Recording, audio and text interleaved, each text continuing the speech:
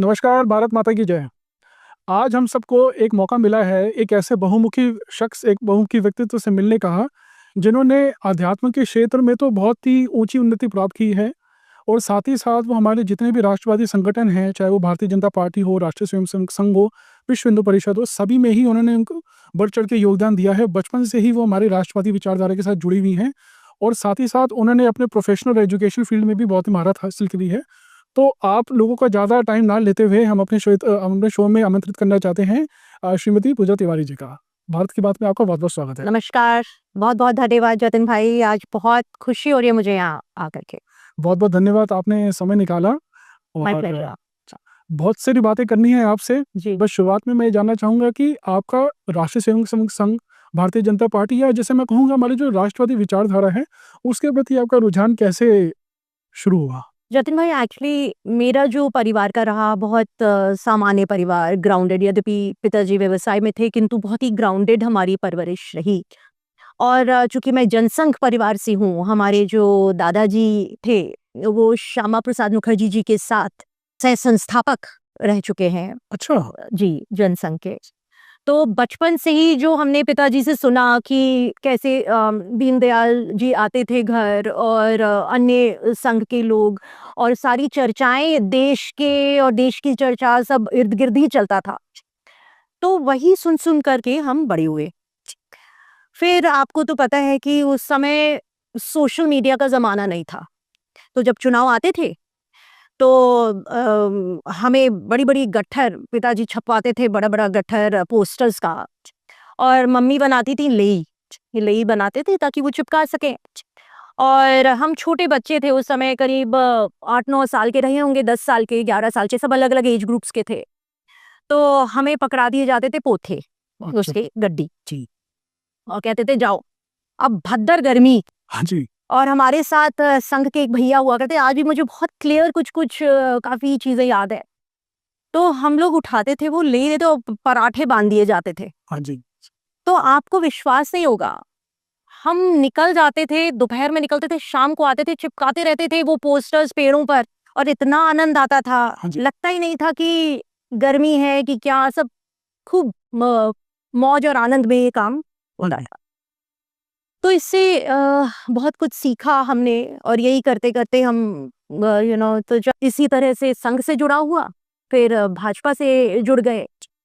तो जब भाजपा से जुड़े तो आप तो जानते हैं कि भाजपा में आप जब राजनीति करते हैं तो आपको एक मंच मिलता है हाँ जी। अपनी सोच को एक आकार देने का। बिल्कुल। और संघ ने मुझे संयम और सेवा सिखाई, हाँ जी। और भाजपा ने मुझे वो मंच दिया। जी। तो इस तरीके से वो जुड़ाव हो गया।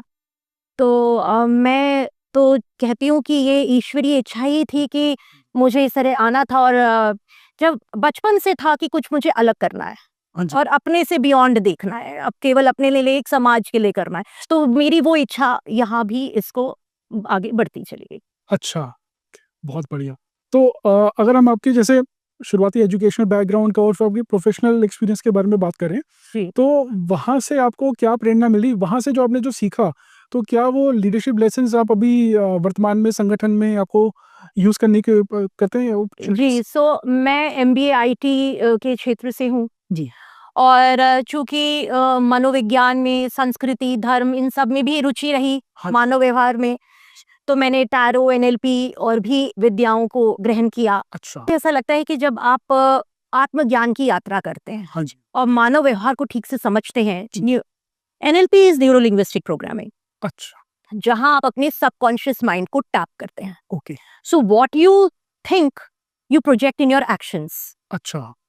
तो इस तरह की विद्या को प्राप्त करके जब मैं राजनीति में आई, तो मुझे जो वातावरण था उसमें ढलने में ज़्यादा दिक्कत नहीं हुई, because I could understand the minds how they are working, और कैसे हम कर सकते हैं। उसका समन्वय बिठाना भी एक बहुत आवश्यक पहलू होता है। जी।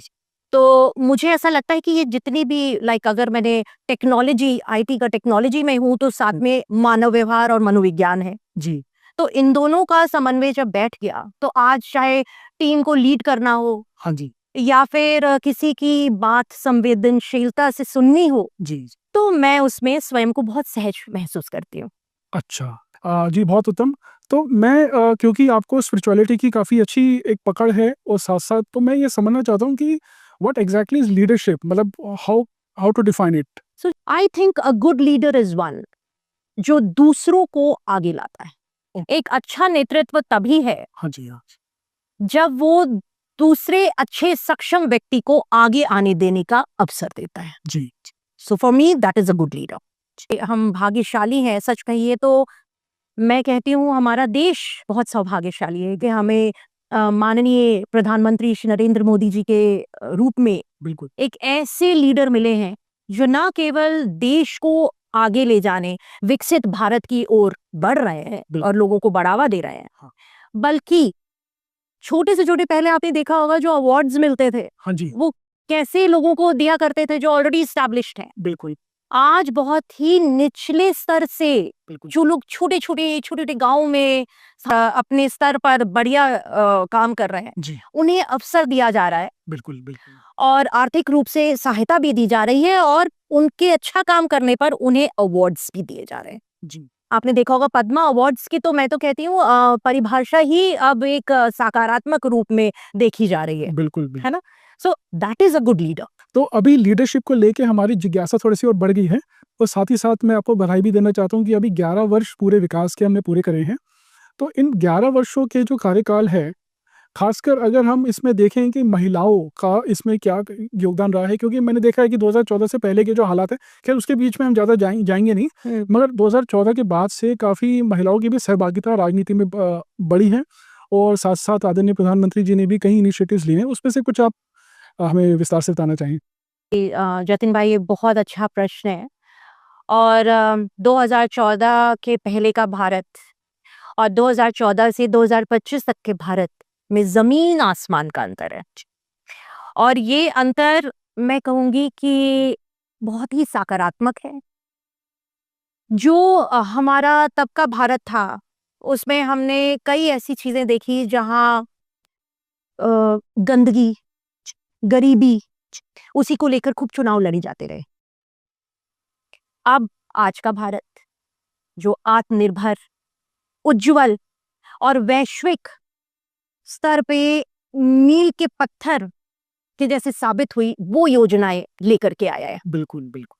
तो कुछ मुख्य, वैसे तो अनेकों योजनाएं हैं, लेकिन कुछ मुख्य योजनाएं जैसे कि डिजिटल इंडिया मिशन, जिससे गांव-गांव में टेक्नोलॉजी पहुंचा दी है।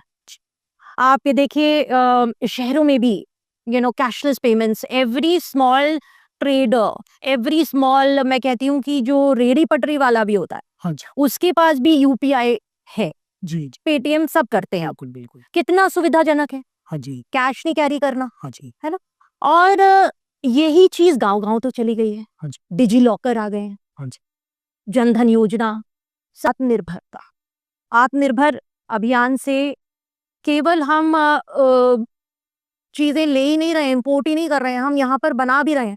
जी, make in India. Make in India. So this has given a boost to employment sector also. जी, जल जीवन, जी, हर घर जल। गांव-गांव में यदि आप जाएंगे तो आप देखेंगे कि जल की जो सुविधाएं हाँ, दी गई हैं, बिल्कुल, वो काबिले तारीफ है। बिल्कुल।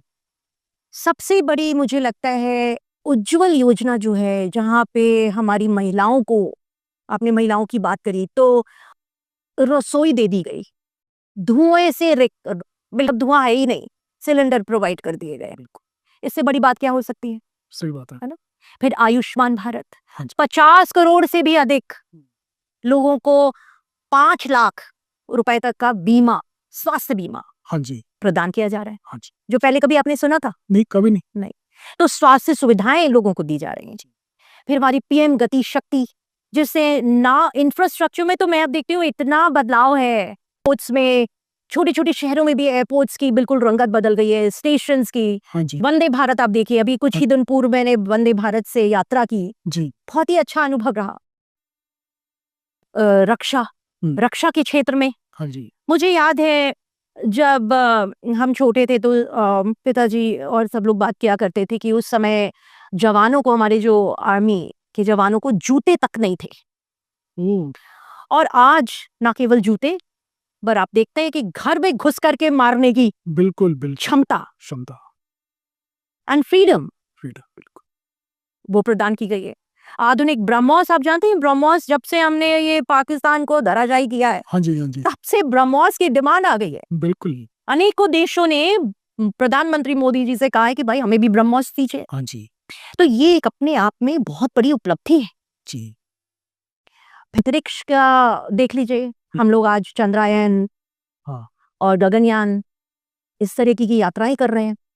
ये हमारे लिए कितना वैश्विक मंच पर एक बहुत बड़ी बात है। बहुत बड़ी बात जी। बिल्कुल आपने देखा होगा लोगों की सोच में भी एक बदलाव आया। बिल्कुल पहले आप ड्राइव करते करते कहीं भी शीशा खोला और डाल दिया। बिल्कुल आप देखेंगे इक्का दुक्का कोई करता होगा, अदरवाइज सड़कें सब साफ। बिल्कुल बिल्कुल ये अपने आप में हम्म इट्स कमेंडेबल। बिल्कुल ट्रूली बिल्कुल। और उससे हमारे जो गांव-गांव में शौचालय बनाए गए हैं, लाखों शौचालय। पहले कैसी कंडीशंस में रहती थी कि शौच में खुले 4 बजे जा रही है। बिल्कुल। वही I mean this is very degrading. Yes वैश्विक स्तर पर हम एक बहुत ही निर्णायक भूमिका निभा रहे हैं, जी जी चाहे वो G20 की अध्यक्षता हो हाँ या ब्रिक्स में देख लीजिए आप। जी अब ये भारत केवल बदल नहीं रहा है, जी इसने अपने आप को स्थापित कर दिया है वैश्विक रूप से। जी जी। और हम सभी बहुत सौभाग्यशाली हैं। मैं आपके मंच से हाँ जी प्रधानमंत्री श्री नरेंद्र मोदी जी के अच्छे स्वास्थ्य की कामना करती हूँ। तो पूजा दी हम एक और क्वेश्चन ये पूछना चाहेंगे कि जैसे आपका जो आध्यात्मिक रुझान रहा है और साथ साथ जो राजनीतिक विचारधारा है तो इसके बीच में वो बैलेंस आप कैसे बनाते हैं क्योंकि राजनीति तो राजनीति होती है ये बहुत अच्छा है आपने पूछा, क्योंकि यूजुअली इसका मेल बैठ पाना बहुत जी कठिन होता है ना? मैं इस वजह से भी पूछा क्योंकि मोदी जी खुद भी एक आध्यात्मिक व्यक्ति हैं योगी आदित्यनाथ भी हैं तो आप किस तरीके से आप इनको हाँ, तो बहुत सारे लोग मुझसे भी पूछते हैं कि ये आपको पता है हिमालय में रह कर के आए हैं मोदी जी जी जी 4 साल। तो जो आध्यात्मिक व्यक्ति होता है उसमें सहनशीलता कूट-कूट के भरी होती है। दे डोंट रिएक्ट, हमेशा आप देखोगे, क्योंकि उनकी जो आत्मज्ञान की यात्रा है हाँ जी वो उनमें अपने आप में कंप्लीट महसूस करते हैं। कोई होड़ नहीं है ना, कोई जल्दबाजी नहीं है। बिल्कुल तो आध्यात्मिकता, अब अगर मैं अपनी बात करूं तो आध्यात्मिकता मेरे लिए दिखावा नहीं है, ये मेरा मूल स्वभाव है। नहीं सुबह और जैसा कि आपने पूछा आध्यात्मिकता और राजनीति में मेल कैसे बिठाया जाए, तो मैं कहती हूँ जो व्यक्ति आध्यात्मिक होगा जी वो राजनीति में सदैव सफल रहेगा। वो राजनीति खेलेगा नहीं हाँ और जो उस पे खेलेंगे उन पे रिएक्ट नहीं करेगा। अच्छा तो ऐसे आपका तारतम्य बैठ जाएगा। अच्छा तो कई बार होता है जैसे राजनीति में कुछ ऐसे फैसले लेने पड़ते हैं हाँ जी जब आप दिल की सुनो और राजनीति में अलग उसका मूल रूप देखो, हाँ जी तो ऐसे बहुत कठिन फैसले लेने होते हैं। तो those are the times when I go deep into meditation. अच्छा और जो हमारी सोल है, जो हमारी आत्मा है हमारी, वो अपनी सोल जर्नी जानती है। जी। तो आंसर्स भीतर से ढूंढना है, बाहर से नहीं ढूंढना है। हाँ तब अंदर ही खोजना तो पड़ता है जहां मुझे लगता है कि ये निर्णय लेने में मुझे कठिनता महसूस हो रही है, हाँ जी वहां मैं ध्यान लगाती हूँ, अंतरात्मा को सुनती हूँ और जो मेरी आत्मज्ञान की जो यात्रा है उसी में से मैं अंश निकालती हूँ जी और फिर उसे अप्लाई करती हूँ। तो मुझे ज़्यादा अब तकलीफ नहीं होती है किसी भी तरह का निर्णय लेने में, हाँ जी because I listen to my inner voice. हाँ जी एंड आपके प्लेटफॉर्म, आपके मंच ये जो है, इसके माध्यम से मैं ये बताना चाहती हूँ सभी को, जब कभी भी जीवन में भी आपको कभी निर्णय लेने में दिक्कत आए, जी sit for some time, pause, don't react to situations. Okay आराम से बैठिए, पॉज कीजिए, उसका विश्लेषण कीजिए और अंतरात्मा से पूछिए, जी give it time and then take decisions, it becomes easier. तो अभी हम जो आपकी आध्यात्मिकता की जो यात्रा रही है उसके बारे में थोड़ा सा और डीप डाइव इन करना चाहते हैं कि जैसे आप एक टैरो रीडर भी हैं, एक ज्योतिषी भी हैं, आपको एनएलपी की भी अच्छी नॉलेज है, तो इन सब वास्तु की भी आपको अच्छी नॉलेज है, तो इन सब क्षेत्रों में आपका जो रुझान है किस तरीके से आप इन सब क्षेत्रों की तरफ आकर्षित हुई है? तो शुरू से ना मैं जिज्ञासु रही हूँ अच्छा और यदि ये व्यक्ति ऐसा सोच रहा है तो ऐसा क्यों सोच रहा है ना? ऐसा हो रहा है तो क्यों हो रहा है? सो दैट वो जो एक क्वेश्चन एंड आंसर्स माइंड में चलते थे, इससे मुझे मेरी यात्रा को इस ओर आकर्षित किया। जी। और मैं आपको ये बताना चाहती हूँ कि if you're an astrologer, if you're a tarot reader, if you're a NLP या किसी भी occult साइंस से आप जुड़े हैं, ये आपकी इस जीवन की यात्रा नहीं होती है। अच्छा, So it continues from many lifetimes. Okay, Then only you can become one. Because everything, अब जैसे ज्योतिष है, जी, ज्योतिष मात्र कहने को एक आपका कुंडली और आपने पढ़ लिया ऐसा नहीं है, ये हमारे शास्त्रों में इसका वर्णन है। तो it's a pure science. Jyotish involves lot of calculations. केवल ये कह देना मैं ज्योतिषी हूँ, नहीं, you have to be an expert in those calculations, क्योंकि महादशाएं होती हैं, अंतरदशाएं होती हैं, अंतर प्रत्यांतर होता हाँ जी, है ना? तो आपको वो सब पढ़ना आना चाहिए। Tarot is pure energy. Okay, now you understand that we are all ball of energy. Yes, yes, When you enter a room, you feel that एकदम से you feel drained out. Why? Because that collective energy may not be very positive. Or you talking to a person, you feel drained out. Why? हाँ, Because that energy, we all have aura and we all have energy. Right, right, आप energy catch करते हो। जी, Everything is energy, and the intent with which your energy works is what tarot is. Okay, And एक अच्छा tarot reader हाँ, केवल card reading से ही tarot reader नहीं बनता है। आपको उसमें मेहनत करनी है, आपको उसमें आपकी इंट्यूशन लेवल बहुत हाई होना चाहिए। ओके, आपको वो इंट्यूशन लेवल तभी हाई होगा जब आप मेडिटेशन, हाँ, घंटों बैठ के मेडिटेशन करोगे। ओके, जब आप खुद की एनर्जी से नहीं जुड़े, आप दूसरे की एनर्जी कैसे रीड कर सकते हो? Exactly, right? So tarot, a good tarot reader is one who can read your energy, हाँ, because everything is based on energy. Right, So this is what tarot is based on. Okay, Now, NLP, neuro-linguistic programming, जी, that taps into your conscious mind. What does NLP tell you? Neuro, brain, linguistic, जो आप actions कर रहे हो, आपके brain और आपके actions में एक तार है, connect है।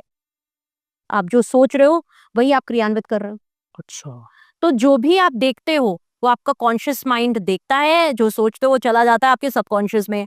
तो लॉट ऑफ टाइम्स आप एकदम देखोगे कि कुछ चीज आपके साथ घटित हो रही है, या आप एकदम से कोई चीज ऐसे कर रहे हो जो आपको नहीं करनी थी, हाँ, हाँ, क्योंकि वो आपके सबकॉन्शियस माइंड में है।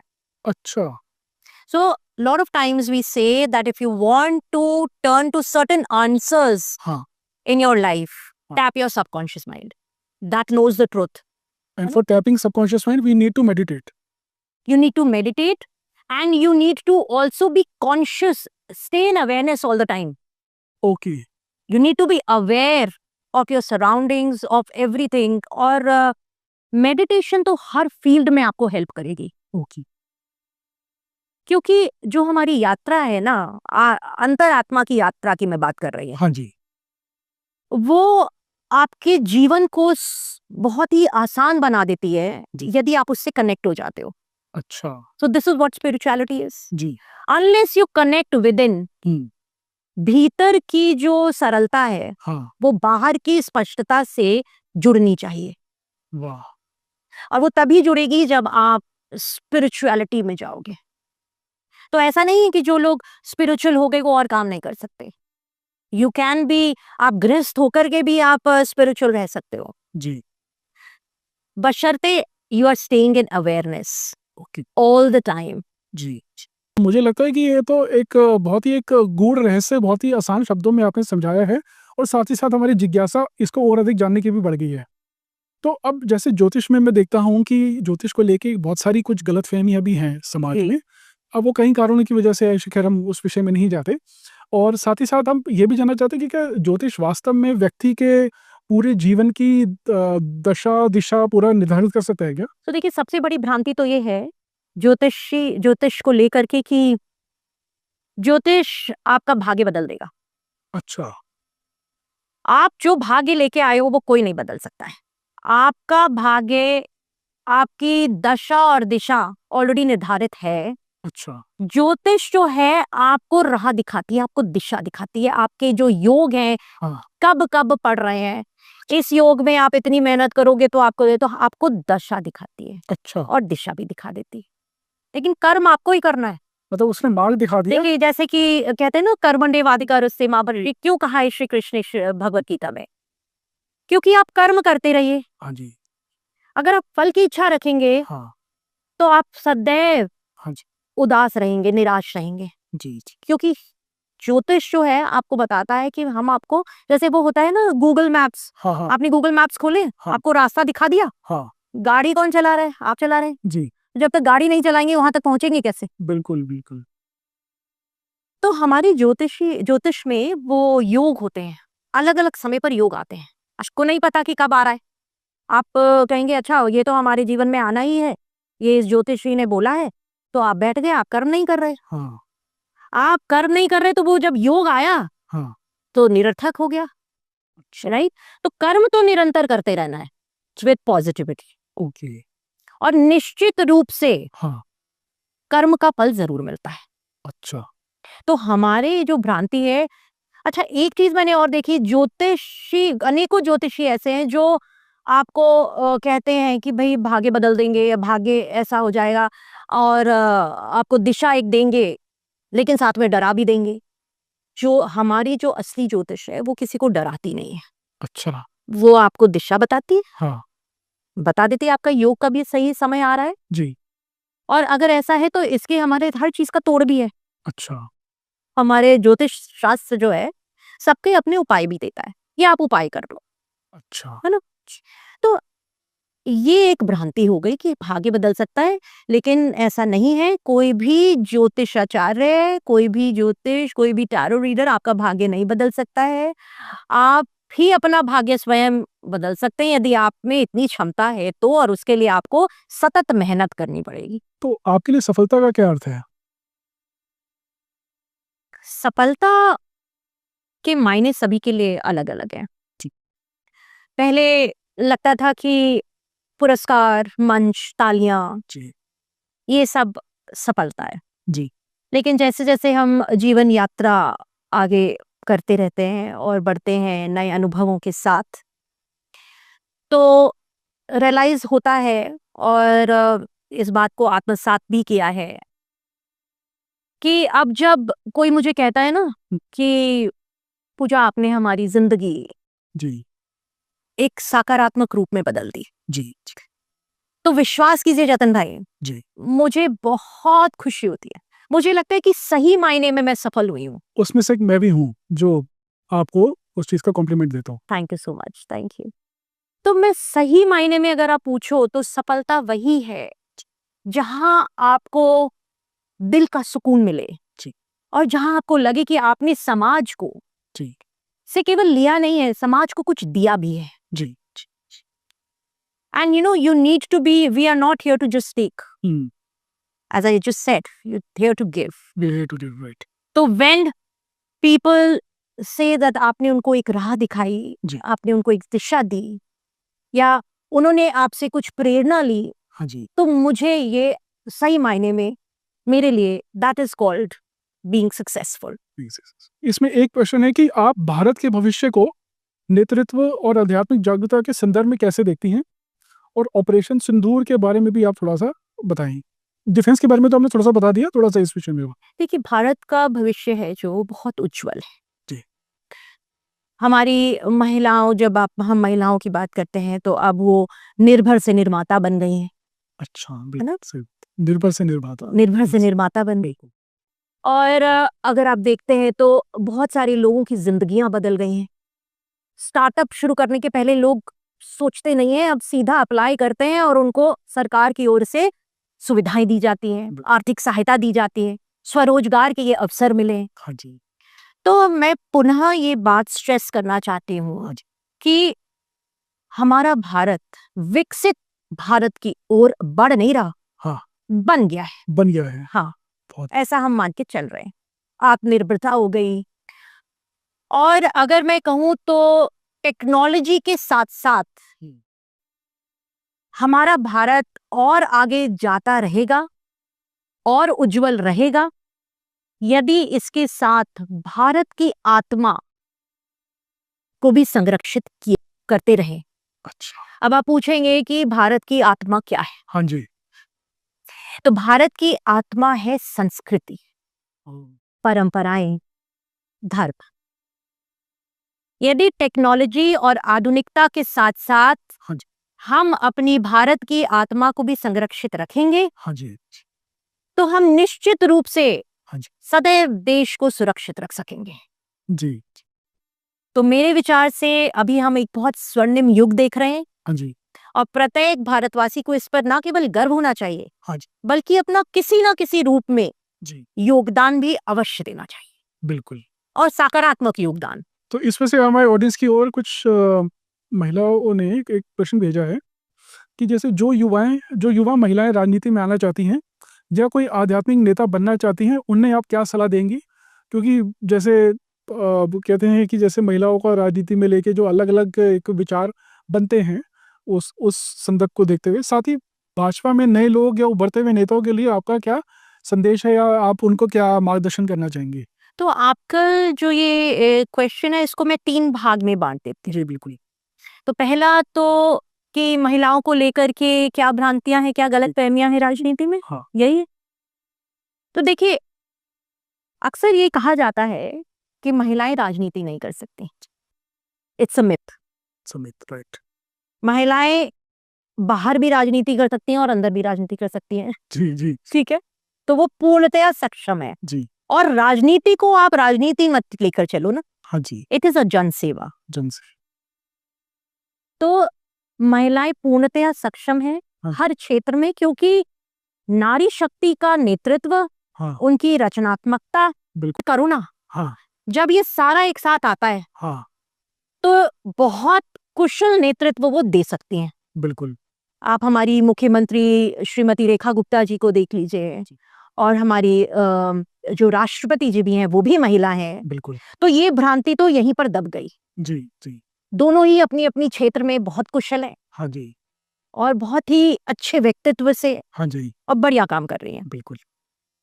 तो मैं अब आपके दूसरे प्रश्न पर आती हूँ कि मैं महिलाओं को क्या मैसेज देना चाहती हूँ। जी, तो पहला तो ये कि खुद को कम मत आंको। जी, आप सभी कुछ करने में सक्षम हैं, और राजनीति हो या कोई क्षेत्र, जी, किसी भी पुरुष की बपौती नहीं है। बिल्कुल। और जो नए नेता आते हैं, युवा नेता, उनसे मैं कहना चाहती हूँ, हाँ। ये तीसरा आपका जो प्रश्न है, जी, मैं उन्हें ये कहना चाहती हूँ कि जब आप भाजपा से जुड़ते हैं जी, तो तुरंत पदों की इच्छा मत रखिए, जमीन से जुड़िए। हाँ जी, क्योंकि हर व्यक्ति जमीन से जुड़ करके ही आगे बढ़ता है। सोशल मीडिया तो अब आया है, हम भी पहले जमीन से ही जुड़े हुए थे। बिल्कुल। तो अब जब टेक्नोलॉजी ने आगे कदम बढ़ाया तो हमने भी उसके साथ कदम बढ़ा लिया, हाँ जी। लेकिन जो आपका जमीनी कनेक्ट है वो नहीं छूटना चाहिए। तो आप आते ही आप पहले जन सेवा कीजिए, जमीनी तौर पर लोगों को जानिए, उनके लिए सेवा कीजिए, उनके लिए कार्य कीजिए, और फिर आपको जब कुछ दायित्व मिलता है तो उसका आनंद ही कुछ और होता है। जी, बिल्कुल। तो ये मुझे, और क्योंकि अगर आप इस तरीके से चलते हैं ना, स्टेप बाय स्टेप एकदम छलांग मार करके लेना चाहेंगे, तो वो चीज कभी भी लंबे दौर तक नहीं जाती। स्थायित्व नहीं रहता। Correct. So if you want to stay there हाँ, and be respected in your area of work, हाँ जी, then you need to go step by step. ये तो जीवन में का भी उसूल है। बिल्कुल, बिल्कुल। तो क्योंकि आप एक स्पिरिचुअल व्यक्ति हैं, तो आपको एक जीवन के गूढ़ रहस्य, आपको बहुत ही कम उम्र से आपको एक ज्ञान होने का सौभाग्य मिला है। तो क्योंकि आजकल का मानव रोटी, कपड़ा, मकान, ये सब चीज़ों में काफ़ी उलझा हुआ है, काफ़ी दिन भर स्ट्रगल है, चाहे उसके प्रोफेशनल लाइफ हो, चाहे राजनीतिक करियर हो, मतलब हर जगह कुछ ना कुछ वो उलझा हुआ है मानव। तो ऐसे व्यक्ति को आप मतलब आप वो क्या गाइड देना चाहेंगे कि जैसे चुनौतियों से वो किस तरह से उभरे? जी जतिन भाई, चुनौतियां तो हर जगह आती हैं, जी। चाहे राजनीति हो हाँ, या कोई भी कार्य क्षेत्र हो। यदि आप आईटी में हैं तो चुनौतियां आएंगी, मीडिया में हैं तो चुनौतियां आएंगी, आप घर में हैं तो भी चुनौतियां आएंगी, even if you are a home maker, challenges, सबके अलग अलग चैलेंजेस होते हैं। हाँ जी। प्रत्येक दायित्व जी। जो आपको ईश्वर की ओर से दिया गया है, उसमें चुनौतियां आएंगी, और उसका कारण ये होता है कि आपको अपने जीवन में इन चुनौतियों से सीखना है, हताश या निराश नहीं होना, क्योंकि समय तो बदलेगा जी, और समय के बदलते बदलते आप लर्न करेंगे, अनुभव जो है आपको सिखाएगा, हाँ जी, आपको तराशेगा। हाँ जी, आप अपने लिए ले लीजिए, जो आप पहले थे वो अब उससे कहीं ज्यादा आप इवॉल्व हुए होंगे। You must have learned through your mistakes, जी, through your challenges. True, so इसलिए चुनौतियां सभी जगह हैं, हाँ, स्वयं को वहां पर डटे रहना है, कार्य अपनी पूरी निष्ठा के साथ करना है। आप जिस कार्य क्षेत्र में हैं, यदि आप सच्चे मन से, सच्ची निष्ठा के साथ, ईमानदारी से अपने कार्य का निर्वहन कर रहे हैं, दायित्व का निर्वहन कर रहे हैं, हाँ जी, तो वो चुनौतियां कोई मायने नहीं रखती। धीरे धीरे आपके लिए वो समय स्वयं बदला देंगी हाँ जी। और आपको एक अच्छे व्यक्तित्व के रूप में निखार देंगी। तो बस मन में एक और सवाल आ रहा था जी। कि आप, क्योंकि आपको कहीं आयामों में आपको एक अनुभव मिला है जीवन में, आध्यात्मिक क्षेत्र में और अगर राजनीतिक क्षेत्र में, तो आप कैसे चाहते हैं कि लोग आपको किस तरीके से आपको याद करें? जतिन भाई, वैसे तो अम, सच बोलूं तो सच मायने में कोई याद रखता नहीं है, कुछ समय याद रखता है, फिर लोग अपने जीवन में बिजी हो जाते हैं। तो फिर भी यदि आप जानना ही चाहते हैं, तो मैं चाहूंगी कि मुझे उस रूप में याद किया जाए जिसने अपने जीवन में लोगों का जीवन बदला और निर्भीकता से अपनी बात रखी, बिल्कुल, धर्म का सच्ची निष्ठा से पालन किया और अपने देश के प्रति समर्पित रही। जी, तो मैं इस रूप में चाहती हूँ कि लोग मुझे जाने। जी। और मुझे बहुत हर्ष हुआ है आपके इस मंच में आकर के, हाँ जी, और अपनी बात रखने का मुझे बहुत अच्छा अवसर मिला है। और हमारी तो इच्छा है कि मतलब निश्चित ही हमारे ऑडियंस की काफ़ी जिज्ञासा जागेगी आपका आपकी पॉडकास्ट सुन के, तो हमारी इच्छा है कि आप पुनः हमें फिर से अपना समय दें। निश्चित। तो थैंक यू आपसे सो मच। या थैंक यू, धन्यवाद। धन्यवाद। भारत माता की जय। भारत माता की जय।